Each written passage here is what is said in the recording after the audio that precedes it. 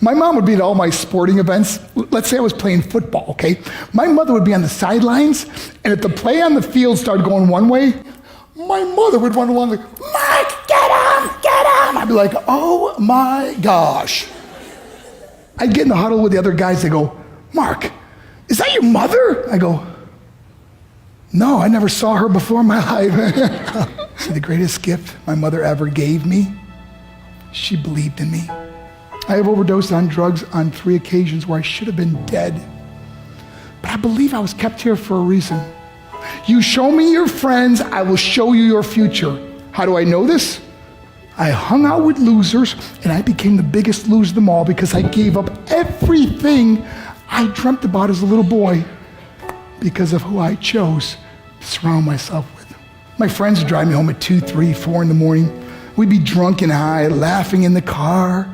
We'd pull up in front of my house in New York. They go, Mark, the light's on. I go, oh man, my mother's up. See, my mom wouldn't go to bed until she knew her son was still alive. I'd walk in, she'd say, hi, Mark, how was your night? I go, it was good, Mom, I'm just gonna go to bed. She goes, can I talk to you for a minute? I go, Mom, I'm tired, I'm just gonna go to bed. She goes, Mark, I haven't seen you all day and all night. Can I please talk to you? I said, man, just leave me alone. You bug me. I'd slam my bedroom door on the one person who believed in me. I was on a worldwide tour and we were wrestling overseas in Japan. After my wrestling match, I went upstairs in my hotel room and I fell asleep. There was a knock at my door at 3 o'clock in the morning. I got out of bed and I looked through the safety window and I could see it was a Japanese promoter. So I opened the door and he said, Mark, you need to call home. There's been an emergency.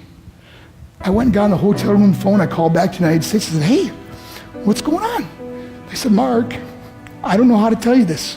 I said, just tell me what happened. All of a sudden they started crying. They go, Mark, I can't tell you. I said, just say it. They said, Mark, your mother died. I just threw the phone down. I ran out of my hotel room. I took the elevator to the lobby, and when the doors opened up, I just ran out into the street.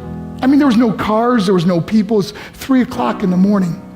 And I walked down the middle of a street in Hiroshima, Japan, and I remember looking up and just saying, Mom, I am so sorry. I flew home for her funeral, and I was so nervous to walk up to her casket, so I just stood way in the back.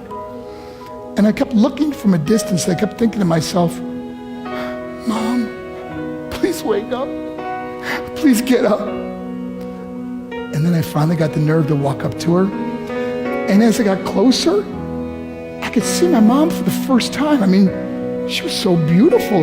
She was dressed in white. I mean, she looked like an angel. And I just stood over it. I said, Mom, you are my hero.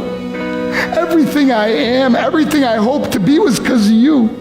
You loved me so much. You gave me a life. You're the only one that ever believed in me.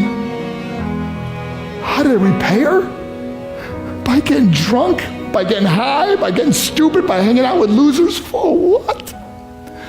All she ever wanted to do was talk to me. I wish I could talk to you now, Mom. I wish you could see what I'm doing. Why couldn't I have been a better son? We are defined by our choices. But if you surround yourself with people involved in drugs and alcohol and pills, it's a dead end. I'm not here to preach to you. I'm here to tell you I lived that life. It leads to broken hearts, broken relationships, broken dreams, and death. For what? To get high? If you have a mother or a father, when you go home, tell them how much you love them. See, my whole life was about being rich and famous. I had to be a millionaire. I had to win the race. I had to win the race at the expense of my marriage, my family, my friends. For what? To be all alone in the world? I learned what is truly important, and that is how precious this gift of life is, and our families, and how quickly it can be taken away. See, I no longer live in time, I live in moments. See, it's not what's in your pocket that matters, it's what's in your heart that truly matters. Love Love is just a word until somebody comes along and gives it meaning. You're the meaning.